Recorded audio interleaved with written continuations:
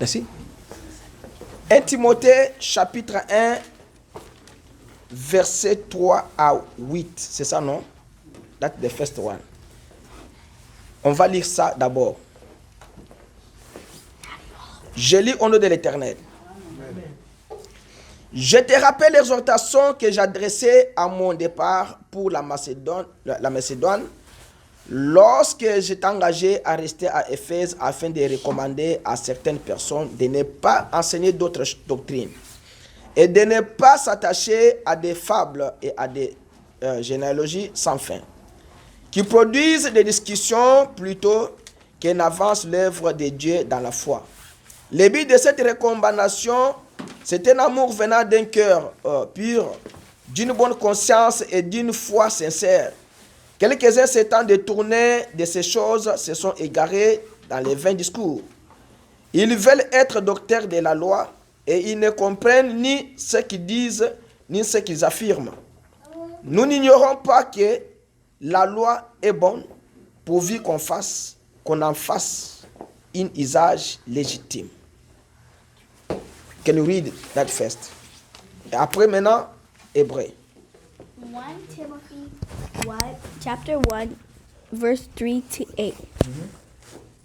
It was a desire when I went to the Macedonia that you might make a stop to Ephesus to give orders to the certain men not to put forward the different teaching, or to give attention to the stories and long list of generations from which come questionings and doubts. In place of God, order way of life is in faith. But the effect of the order is love coming from a clean heart and a knowledge of what is right and true faith, from which some have been turned away, giving themselves a foolish talking desire to teachers of the law, thought they have no knowledge of what they say or what they statements which they make so certainly. We are conscious that the law is good if a man makes a right. Hébreu chapitre 1, verset 1 à 2. Après avoir autrefois à plusieurs reprises et de plusieurs manières parlé à nos pères par les prophètes, Dieu dans ces derniers temps nous a parlé par les fils et il a établi héritier de toutes choses. Par lui, il a aussi créé l'univers. You have that? Hebrew? You have Bible, right? Hebrew 2. First. Et puis, je lis encore dans l'évangile selon Jean. Hebrew is there? Hébreu est là. Yeah, can you read that? God, who is 30 times delivers manner spake in times past unto the fathers by the prophets, but in these last days spoken by us his Son, who has appointed heir all of things, by whom also he made the world, who is being in the brightness of his glory and express images of the personal and upholding all things by the word of his power, when he had himself our sins sat down on the right hand of majesty on high. Ok. On lit maintenant dans l'évangile de Jean, chapitre 1, verset 1. John, you have that? It's there, the second page. It's right here. It's there too. John, ok. L'évangile de Jean, chapitre 1, verset 1. Je peux lire tout, mais je dis seulement. Au commencement était la parole, et la parole était avec Dieu, et la parole était Dieu. Elle était au commencement avec Dieu. John chapter 1 verse 1. In the beginning was the Word, and the Word was with God, and the Word was God. Prions le Seigneur. Éternel Dieu Tout-Puissant, nous venons de lire qu'au commencement était la parole était Dieu et la parole était avec Dieu. Elle était au commencement parce que c'est cette parole qui était la lumière qui était au-dessus des eaux.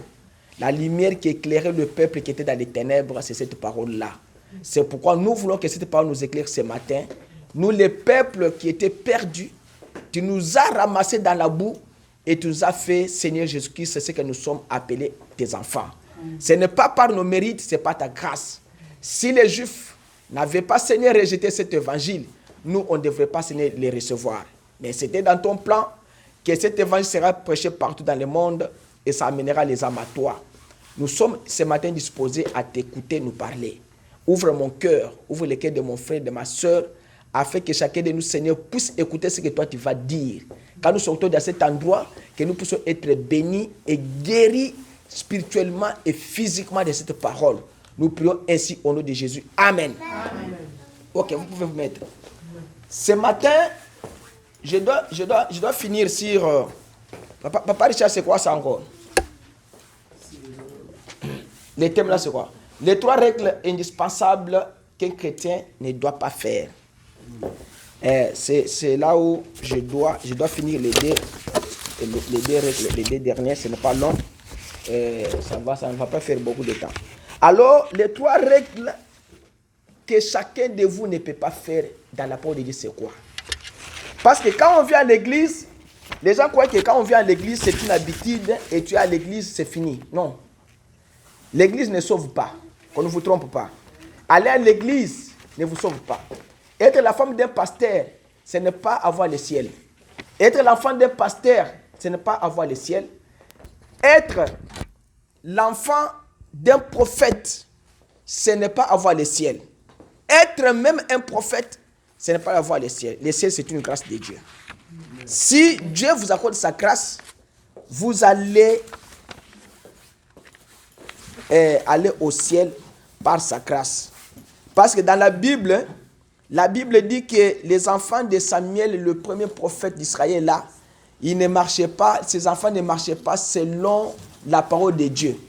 Alors le peuple était venu pour dire à Samuel que non, établis-nous un roi, parce que nous voyons que tu es vieux et que tes enfants ne marchent pas selon la volonté de Dieu. Alors c'est pour vous dire que quand vous venez à l'église comme ça, ce n'est pas dire que quand vous venez à l'église et que Dieu va vous donner le ciel automatiquement. Non, ce n'est pas comme ça. Alors, quand vous venez à l'église, c'est pour vous améliorer. Vous venez à l'église, c'est pour écouter Dieu vous parler sur votre comportement afin que vous puissiez changer. Dieu ne peut pas parler aux enfants du diable. Dieu parle à ses enfants. Jésus n'est pas venu pour sauver les enfants du diable. Jésus était venu pour sauver ses propres frères, ses propres enfants. Et l'enfant que Jésus est venu sauver, c'est toi et c'est moi. Parce que Jésus, c'est notre Père. Il a dit dans la Bible que je ne vous laisserai jamais orphelin. C'est qu'on n'est pas orphelin d'un oncle, on n'est pas orphelin d'une tante. On est orphelin d'un père et d'une mère. Comme Jésus a dit que je ne vous laisserai jamais orphelin, c'est que celui qui est votre Père, et le langage est clair. Alors ce matin, celui qui est enfant de Dieu doit écouter Dieu lui parler et doit se corriger à ses propres actes, à ses propres comportements. Amen. Moi, je ne suis pas parfait. Toi aussi, tu n'es pas aussi parfait. La seule chose qui est parfaite, c'est la parole de Dieu. Amen. Tout homme faillira. Les empires failliront. Les royaumes failliront. Mais Dieu ne peut pas faillir. Amen. Les présidents vont mourir. Amen. Les rois vont mourir. Les empereurs, les empires vont disparaître. Mais Dieu ne meurt pas. Amen. Dieu n'a pas à lui ce qu'on appelle l'odeur de la mort. Amen. Dieu est vivant au siècle des siècles. Amen. William Branham dit que avant que tout soit sur la terre comme ça, Dieu vivait seul. Amen. Vous voyez, dans ma pensée à moi, je me suis dit, comment est Dieu? Il vivait seul où? Est-ce que vous avez déjà compris ça? Est-ce qu'il n'y a pas le monde? Il n'y a pas la lumière. Il n'y a pas les hommes. Il n'y a pas la mer, les montagnes. Mais lui vivait déjà. C'est pour vous dire que l'unique personne qui possède l'immortalité, c'est le Seigneur Jésus-Christ. C'est lui qui est venu changer la mortalité à l'immortalité. Il vous a dit que même quand bien même vous mourrez, mais vous vivrez. Amen. Je suis venu pour vous donner la vie éternelle. C'est pourquoi je suis le chemin, la vie et la vérité. Amen. Je vous montre le chemin. Je vous donne la vie par la vérité de la parole que je vous donne. C'est pourquoi vous devez être les personnes les plus heureuses dans ce monde, croyant que notre Dieu est vivant au sein des siècles. Amen. Même si la mort touche ce corps, Job dit, même si les vers détruisent ce corps de ma chair, je verrai mon Rédempteur. Amen. Job, avant que Moïse existait, Job existait déjà. Job savait que le Rédempteur viendra. Même si je meurs, je ressusciterai un jour. Amen. C'est pourquoi vous devez être dans la joie d'être appelés les enfants de Dieu. Amen. Un enfant de Dieu doit marcher en vainqueur. Amen. Un enfant de Dieu doit marcher en victoire. Amen. Un enfant de Dieu doit marcher avec la confiance en son Dieu. Amen. Un enfant de Dieu doit savoir qu'il est héritier de toutes choses. Amen. Parce que Jésus, c'est l'héritier de toutes choses. Amen. Et lui-même est l'héritage même. Hein? Il est celui qui vous a dit que demandez tout à mon nom et le Père vous l'accordera. N'ayez pas peur. Même les disciples, quand ils étaient au-dessus de la mer, il leur a dit, n'ayez pas peur, c'est moi. Je suis celui qui a créé les eaux. Je suis celui qui a créé les vents. Je suis celui qui a créé les vagues. Même si les vents viennent dans votre vie, Jésus est là pour ôter cela. Amen. Même si les vagues viennent dans votre vie, Jésus est celui qui va enlever cela. Amen. Soyez sûr que ce matin, il est à votre côté. Quand il vous parle, ayez l'oreille spirituelle d'entendre ce qu'il est en train de vous parler. Amen. Surveillez les enfants afin qu'ils ne touchent pas les miroirs et autre chose.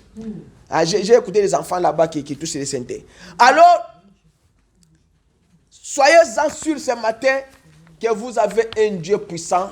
Il est votre Père. Les 3 règles indispensables qu'un chrétien ne peut pas faire dans la parole du Seigneur. La première règle que nous avons vue, telle que vous êtes ici au banc dans des chaises, vous ne pouvez pas, écoutez-moi bien, laisser les enfants, les distractions, ce n'est pas bien. Enlevez l'enfant dans les histoires qui sont dans ses oreilles là, parce qu'il ne doit pas écouter la parole, il doit écouter ce qui est dans les laptops là. Enlevez tous ceux qui sont... Oui, il faut enlever ça. Ah. Il ne doit pas écouter, il va écouter ceux qui sont dans les laptops là. Il faut surveiller bien les enfants. Alors, les 3 règles indispensables qu'un chrétien ne peut pas faire. La première règle, nous avons vu, c'était, vous ne pouvez pas mal interpréter la parole. Amen. Ça, on a vu. Je dois faire un petit exercice, après on doit entrer. La deuxième règle, tu ne peux pas mal placer la parole. Et la troisième, tu ne peux pas disloquer la parole. Tu ne peux pas mal interpréter la parole de Dieu. Nous avons vu que dans l'interprétation de la parole, tu ne peux pas mettre la confusion dans des écritures. Tu ne peux pas dire que Dieu, Jésus et le Saint-Esprit sont 3 dieux. Tu ne peux pas faire ça. Parce que la Bible dit que Jésus est Dieu. Jésus est celui qui a créé toutes choses. Ça, c'est dans Colossiens. Tu ne peux pas mal interpréter la parole. Si tu interprètes mal la parole, tu dois mettre la confusion dans ce que Dieu dit. Vous ne pouvez pas avoir dans les commandements de Dieu un autre Dieu que moi. C'est que si vous dites aujourd'hui que Jésus n'est pas le Dieu tout-puissant, c'est que vous faites de Jésus une deuxième personne en Dieu. Or que Jésus n'est pas une deuxième personne en Dieu. Jésus est le Dieu tout-puissant. Si vous croyez la parole de Dieu, la parole de Dieu va vous guérir avant même que celui qui prie pour vous puisse prier. C'est comme ça, parce que ce n'est pas la prière qui guérit. Ce qui guérit l'homme, c'est la parole de Dieu. Parce que la prière, c'est quoi? C'est prendre les paroles de Dieu, lui montrer les promesses qu'il a promis pour votre maladie. C'est ça la prière, non? Oui, oui. Moi, j'ai un problème de stérilité, je ne vais pas au monde. Je prie quoi? Je prie seulement pour la stérilité. J'ai dit, Seigneur, Sarah était stérile. Rebecca était stérile. Anne était stérile. Comment ils ont eu les enfants? Je prends cette parole, je montre à Dieu. C'est ça ce qu'on appelle prière. Comment quelqu'un qui est malade du sida, il va prier pour les maux de tête. Dieu va dire, ça c'est quel enfant? Un enfant qui est en 6e des humanités, qui fait rentrer encore en première primaire. Mais c'est impossible. Toi, tu es malade du cancer, tu vas prier pour votre rime. Tu es malade. Dieu va vous voir que tu es malade. La prière, c'est prendre la parole de Dieu, lui montrer ses promesses, lui dire, Seigneur, tu as dit que moi, je ne serai pas la queue, je serai la tête. Je ne dois pas emprunter, je prêterai à beaucoup de nations. C'est ça la prière. Quand vous interprétez bien la parole de Dieu, Dieu va honorer cette parole. Amen. Si vous l'interprétez mal, Dieu va mettre votre prière à côté. Amen. Et vous faites ce qu'on appelle fouiller dans la parole du Seigneur. Dieu n'est pas différent avec Jésus. Dieu n'est pas différent avec le Saint-Esprit. Dieu, le Saint-Esprit et Jésus, c'est la même personne. Amen. C'est pourquoi le baptême, ça se fait au nom du Seigneur Jésus-Christ. Parce que Seigneur, c'est le Dieu. Jésus, c'est le Fils. Christ, là, c'est le ouais. Ce qu'on appelle l'Esprit, là. Même Moïse était un ouais, un Christ. Alors, vous devez le savoir que vous ne pouvez pas mal interpréter la parole. Encore autre chose. La Bible dit que Paul avait dit à Timothée de boire un peu de vin pour son estomac parce qu'il avait l'indisposition. Mais toi, tu prends cette parole-là, tu interprètes mal. Comme Timothée buvait, moi aussi je dois aussi boire. Est-ce que toi, tu as l'indisposition de l'estomac pour boire ça?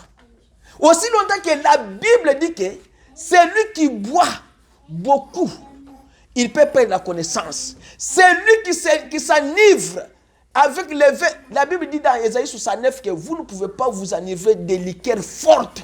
Ça, c'est la Bible qui le dit. Celui qui s'enivre, il est un débauché. Mais et la Bible dit dans l'Apocalypse que les débauchés ne peuvent pas hériter le royaume des cieux. C'est que l'Écriture vous suit jusqu'à la fin. Si vous voulez vous échapper, l'Écriture vous suit. Hein? Et vous dites que non, tel que je suis, je dois boire parce que Jésus était un buveur de vin. Ok. Mais Jésus était Dieu. Est-ce que Jésus buvait la bière? Est-ce que Jésus buvait à Heineken? Non.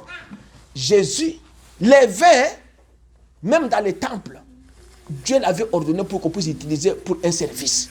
Mais ce n'est pas comme ça aujourd'hui. C'est pourquoi vous ne pouvez pas mal interpréter la parole. La parole du Seigneur doit être placée à sa place. Placer mal la parole de Dieu, c'est que la Bible possède la même application. C'est que vous devez placer la parole de Dieu à sa place. Et si vous ne placez pas la parole de Dieu à sa place, vous ferez que Dieu, c'est un Dieu historique. Comment Dieu est un Dieu historique? Je vous donne un exemple. Hébreux 13, 8 dit ceci. Jésus-Christ est le même hier, aujourd'hui et éternellement. Si vous placez mal la parole, Dieu ne peut pas être dans le passé, Dieu ne peut pas être dans le présent, et Dieu ne peut pas être dans le futur. C'est que vous avez mal placé l'évangile là où il ne faut pas placer. La tête reste la tête, les pieds restent les pieds. Nous sommes dans le temps de la fin, je vous avais dit ça le dimanche passé, dans l'Apocalypse. Nous avons 7 âges de l'église dans l'Apocalypse. Prenons Apocalypse si vous avez le temps. Apocalypse chapitre combien? C'est chapitre 2, non? Chapitre 2. Nous avons 7 âges de l'église. Dans les 7 âges de l'église, la Bible dit que nous sommes dans l'âge de la fin, ce qu'on appelle l'âge de la Odyssée. Toi, tu ne peux pas prendre l'âge de la Odyssée, placer dans l'âge de Sardes ou bien de Smyrne. C'est ça, non? C'est pourquoi je vous dis que vous devez lire. Vous devez avoir les carnets. Quand je dis comme ça, vous savez déjà que non, c'est Apocalypse 2, Apocalypse 1. Hein? Papa Richard, c'est quel Apocalypse là? Tu avais dit ça? C'est Apocalypse 2. Il y a dans Apocalypse 1 et Apocalypse 2. Écoutez, je vais vous aider le plus vite possible. Ma lunette. Mal placer la parole. Vous ne pouvez pas mal placer la parole. Écrit à Apocalypse 2, verset 1. Écrit à l'âge de l'église d'Éphèse. Ça, c'est le premier âge de l'église. Et vous avez les papiers là que vous avez la fois passée, non? La foi, vous avez ça, non? Oui. Ok, ayez ces papiers là. Ça c'est Pierre, des pierres combien? Un Pierre. Un Pierre combien? Ah, on va lire ça. D'abord, vous suivez les papiers là. Écrit à l'âge de l'église d'Éphèse, c'est ça, non? Il y avait quelle doctrine là-bas? La foi, non? Ah, quel est le messager là-bas? Paul. Papa Richard, vous devez lire comme ça. Oui. Ah, Paul. Ah. Ça c'est, je vais aller dans le mal interpréter la parole. Pour vous dire que vous ne pouvez pas prendre le message de l'âge de l'église d'Éphèse, prêcher ça dans l'âge de l'église de Sardes. Deux, non, c'est comme ça, non? C'est comme ça, non? Non, nous allons aller dans... Deuxième âge. Uh-huh. Non. Nous allons aller d'abord dans Apocalypse 1, verset 11. C'est ça, non? Ce qui disait, ce que tu vois écrit à l'église à Éphèse. Ça, c'est première église, premier âge. Il y avait la foi et il y avait qui? Paul. C'est ça, non? Oui. Deuxième âge, Asmir. Ça, c'est Apocalypse 1, 11. Asmir. Il y avait quoi? La vertu. La vertu. Et il y avait le messager qui? Irénée. Irénée. Troisième âge, Pergame. Quelle doctrine? La connaissance. La connaissance. Et puis, messager? Martyr. Ok. Quatrième âge, Thyatire. La doctrine? Tempérance. Tempérance. Et puis? Colomba. Ah. Sardes. Il y a qui? Il y a quoi? Ah. Messager? Cœur. Philadelphie. Sixième. Piété. Messager? Wesley. La Odyssée, la dernière. Amour fraternel. Ah. Après, le messager? William. Et puis la tête là-bas, c'est quoi? C'est l'amour. Ah. Vous voyez que la Bible dit qu'il y a cet âge de l'église. Quand vous interprétez mal la parole, c'est que vous prenez le message d'un âge, vous placez dans un autre âge. Et la tête là, on a dit que tous ces gens-là, c'est le Saint-Esprit qui les conduit. Comme le Saint-Esprit conduit l'église, le Saint-Esprit conduit aussi les âges. Ça c'est 1 Pierre combien? 1 Pierre 5. Ok, allons-y. 1 Pierre, prenez vos Bibles, je veux que vous puissiez lire avec moi. Non, c'est pas pour problème. 1 Pierre, chapitre 1. Verset Verset 1 jusqu'à 5. Ok, lisons cela. Ça c'est une nouvelle Bible. Hein. J'avais acheté longtemps, bon. Verset combien? 1 Pierre, chapitre 1, bien chapitre 2. 1. Chapitre 1, verset 1. Ok.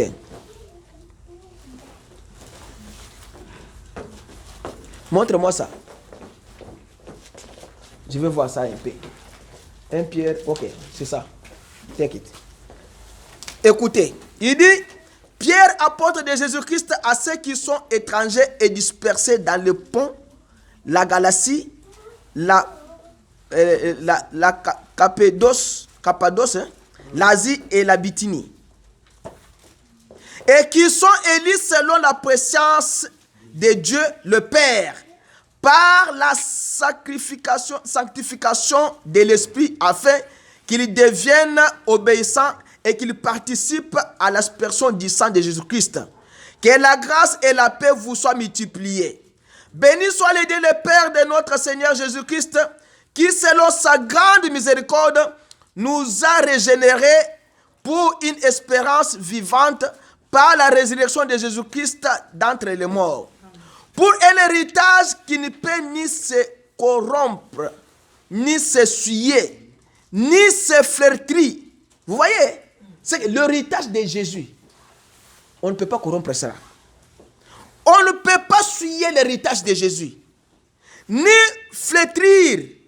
Il vous est réservé dans les ciels. C'est que votre héritage là est réservé pour vous au ciel. À vous qui, par la puissance de Dieu, êtes gardés par la foi pour le salut, prêts à être révélés dans les derniers jours. C'est là ce qui fait notre joie, quoique maintenant, puisqu'il faut, vous soyez attristés pour un peu de temps par diverses épreuves, afin que l'épreuve de votre foi, plus précieuse que l'or périssable, qui cependant est éprouvé par le feu, et pour résultat, la louange, la gloire et l'honneur lorsque Jésus-Christ apparaîtra. C'est que Jésus, quand il viendra pour chercher la chose qui est en vous. Parce qu'il y a ce qu'on appelle héritage que Jésus vient chercher en vous. Mais ici dans la Bible, quand vous interprétez mal la parole de Dieu, vous sortez déjà dans l'héritage de Jésus. C'est que Jésus vous met de côté. Jésus-Christ, dans mal interpréter la parole, une écriture ne peut pas nier une autre écriture biblique. Parce que l'écriture biblique doit compléter une autre écriture. Et quand toi tu places mal la parole du Seigneur, c'est que vous prenez le message d'Éphèse de Paul, vous prêchez ça au temps de Moïse. Si Moïse était venu avec le message de Noé, on ne pouvait pas le croire. Parce que Moïse ne pouvait pas construire l'arche. Ça c'est vrai. Élie ne pouvait pas venir dire aux gens, allons au fleuve Nil, à la mer Rouge, fendons la mer. Les gens n'allaient pas croire. Ça c'est mal placer la parole. Vous devez placer la parole à son temps, à son époque, à l'heure exacte. Et quand vous placez la parole de Dieu à l'heure exacte, Dieu répond directement. Regardez dans la Bible, 2 Rois 18. Élie se trouve devant les dieux de Baal avec tous les prophètes de Baal. Élie savait que mon Dieu à moi, c'est les ombres le soir. Il avait le secret. Élie les a piégés pour leur dire, vous devez d'abord allumer le feu premièrement, et quand votre Dieu répondra, et puis moi aussi je vais allumer mon feu. Élie savait que le matin là, à midi là, Jésus ne viendra pas, Dieu ne viendra pas. Laisse-moi le piéger. Comme il connaissait la parole du Seigneur, il a placé la parole à sa place et il a reçu avec ce qu'il avait fait. C'est pourquoi, tel que vous êtes ici, si vous avez un problème dans votre vie, cherchez d'abord l'écriture biblique qui convient à votre problème. C'est la première des choses de faire. Il ne faut pas aller au lit, tu commences à prier comme l'ami de mon grand frère qui avait prié. Il avait vu son camarade qui avait beaucoup de poils. Et il avait envié son corps parce qu'il avait des poils. Oh Seigneur Jésus, pourquoi moi je n'ai pas de poils? Il faut me donner les poils comme ça, comme mon ami ici. Et le matin, quand il se réveille, il avait des poils comme chimpanzé. Parce qu'il avait demandé ça. Il avait mal placé la chose à la place qu'il ne faut pas placer. Quand vous êtes malade, je répète, vous avez le sida, prenez la parole du Seigneur par rapport à cette maladie-là et Dieu va vous guérir. Il ne faut pas prier pour prier même quand vous partez au lit. Quel est votre problème? Il y a même peut-être un professeur à l'école qui te dérange. Ou bien un ami au travail qui te dérange. Toi, place la parole du Seigneur. Prends la Bible. Cherche le verset biblique qui convient à votre problème et priez, Dieu va répondre. Élie a regardé que moi, je ne peux pas prier comme eux. Élie a dit que comme il y a 12 tribus en Israël, je prends 12 pierres. Vous voyez comment Élie a fait? Et Élie a fait l'autel avec 12 pierres des enfants, le nombre de tribus d'Israël. C'est là où Élie les a eus. Dieu a dit il faut répondre. Il faut répondre. Abel avec Caïn. Abel avait une révélation. Caïn n'en avait pas. L'offrande qu'il devait offrir à Dieu, ce n'était pas les fruits. Il fallait que le sang. Dieu, quand vous le présentez l'offrande du sang, Dieu est content. Dieu n'a jamais utilisé les fruits comme offrande. Ou bien pour sauver l'homme, Dieu utilise que le sang. Abel a utilisé l'offrande du sang. Dieu a senti l'odeur au ciel. Ça, je dois répondre. Ça, c'est ce qu'on appelle offrande de prière. Parce que les gens croient que l'offrande, c'est l'argent. L'offrande, ce n'est pas l'argent. L'offrande, normalement, c'est votre prière là. C'est ça l'offrande. Les gens croient que non, quand je dois donner l'argent à un pasteur, à un prédicateur, il va prier pour moi, Dieu va répondre. Non, ce n'est pas ça. Tu peux donner 1 million, Dieu ne peut pas répondre.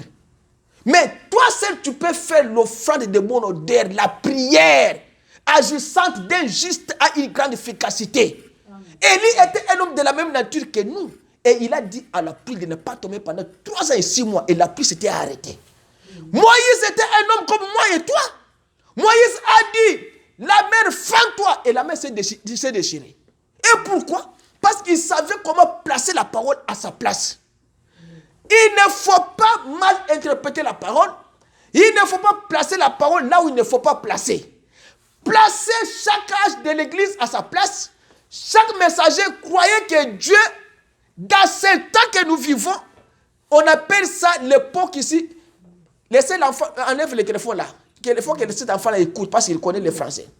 Oui, il faut qu'il écoute la parole. You have to listen, right? L'âge que nous vivons, c'est l'âge de la Odyssée. C'est dans cet âge où il y aura l'enlèvement. Dieu a donné l'enlèvement 6 fois dans la Bible. Et 5 fois, Dieu a donné ça à l'Israël. Écoutez-moi très bien, je vous dis des choses bien. Une fois, Dieu a donné l'enlèvement aux nations. Les nations, ce sont nous. Alors, une fois que Dieu nous a donné l'enlèvement, Dieu nous l'a donné par sa grâce. Sinon, on ne méritait pas cet enlèvement-là. Le premier enlèvement s'est fait avec Enoch dans la Bible. C'est dans Genèse. Deuxième enlèvement s'est fait avec Élie. Troisième enlèvement s'est fait à la résurrection du Seigneur Jésus-Christ. Les morts en Christ ont résisté ce jour-là. La Bible dit que les sépulcres sont ouvertes. Et ceux qui étaient morts dans l'Ancien Testament, les saints là, ils sont revenus à la vie. Et Jésus, dans Psaume 24, la Bible dit que porte éternelle, porte, ouvre-toi, car le roi des rois veut faire son entrée. Alors, c'est le jour où le troisième enlèvement s'était fait. Jésus a amené ceux qui étaient dans le paradis au ciel. Ça, c'est le troisième enlèvement. Et aujourd'hui, le paradis a été suspendu le jour où tous les saints sont sortis de là et sont entrés au ciel. Les Moïse, les Élisée, les Jérémie, tous ces gens-là de l'Ancien Testament, les jours où Jésus est ressuscité, est mort, l'esprit s'était ouvert. La Bible dit qu'on a vu les corps de chacun marcher dans les rues de Jérusalem. Jésus les a amenés au ciel. Et on a suspendu, le paradis n'existe plus jusqu'au jour d'aujourd'hui. Quatrième enlèvement, Jésus lui-même est allé dans l'enlèvement, ce qui fera quatrième enlèvement. Cinquième enlèvement des 2 Thessaloniciens. Les morts en Christ ressusciteront premièrement, et nous les vivants, nous allons rencontrer Jésus dans les airs. Et le 6e enlèvement et le dernier, c'est dans Apocalypse 11, avec Élie et Moïse, les 2 oliviers. Voilà pourquoi Dieu nous a donné l'opportunité de pouvoir savoir que nous avons seulement un seul enlèvement, que nous ne pouvons pas commettre des blagues. Alors, quand vous jouez et vous placez mal la parole de Dieu, vous risquez d'arrêter cet enlèvement-là. Et quand vous ratez l'enlèvement, vous n'aurez pas encore le repêchage. La parole de Dieu n'a pas de repêchage. Tu as échoué, tu as échoué. Oh, j'ai fait 54 et j'ai 3 échecs. Ça ne regarde pas Dieu. Chez Dieu, ce n'est pas même 99%. Et pas en Zambie, 100. Et vous en avez 100, ok. Mais je vous dis vrai, Dieu n'a pas 99% vécu 9. Les 0 qui restent là, William Branham dit que c'est des mensonges. Wow. Vous voyez? Les 0 qui restent pour compléter 100 là, William Branham dit que c'est les mensonges. C'est ça qui va vous bloquer d'entrer au ciel. C'est Dieu, comme ma fille ici, elle m'a dit, papa, j'ai fait 98 à l'école. Ah, mais tu as bien fait. Non, il fallait la salle 100. Non, mais tu as fait 98. Non. Il fallait ça 100. C'est que Dieu, c'est 100 ou bien c'est 0. Parce que les 99,999 là, pour Dieu, c'est 0. Dieu n'a pas de virgule. Dieu a des chiffres corrects, pleins. Dieu a 3, Dieu a 7, Dieu a 4, Dieu a 5, Dieu a 12, Dieu a 40. Dieu n'a pas de 39, Dieu n'a pas de 12,4. Non, Dieu a des 100%.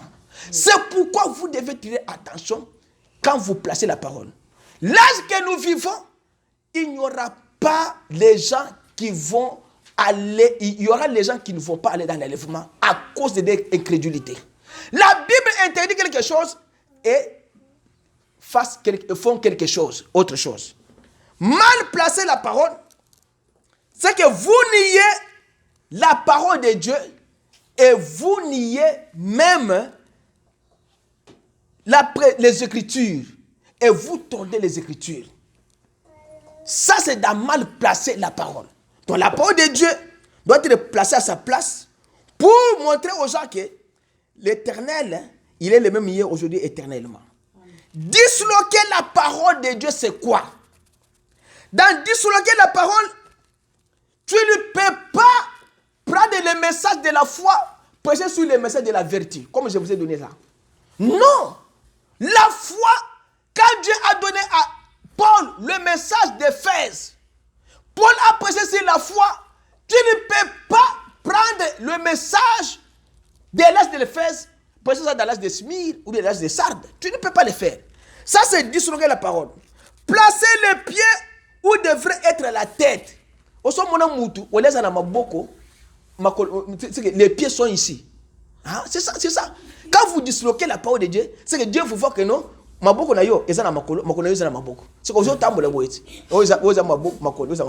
C'est ça. Vous placez la tête à la place des pieds. C'est que vous ne pouvez pas disloquer la parole. Celui que Dieu a envoyé pour vous, c'est celui que Dieu a envoyé pour vous. Alors, il dit, si vous pourriez avoir Jésus enseigner le message de Moïse, Jésus ne pouvait pas enseigner le message de Moïse. Il n'était pas venu pour ce message-là. Si Jésus prêchait le message de Moïse, alors il devait amener les gens devant la mer rouge.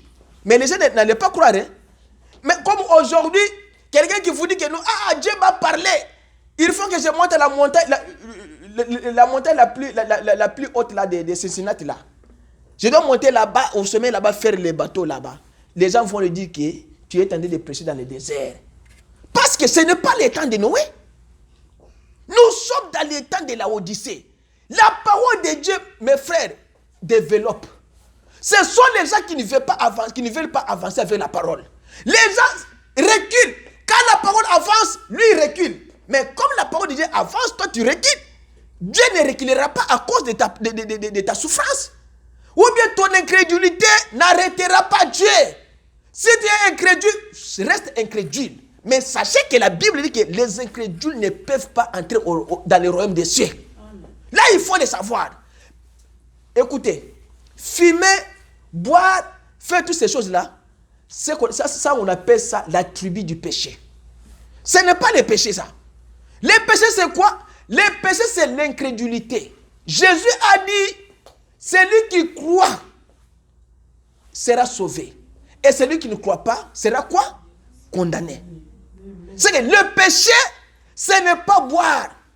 Ce n'est pas se prostituer. Ce n'est pas injurier. Le péché, c'est l'incrédulité parce que vous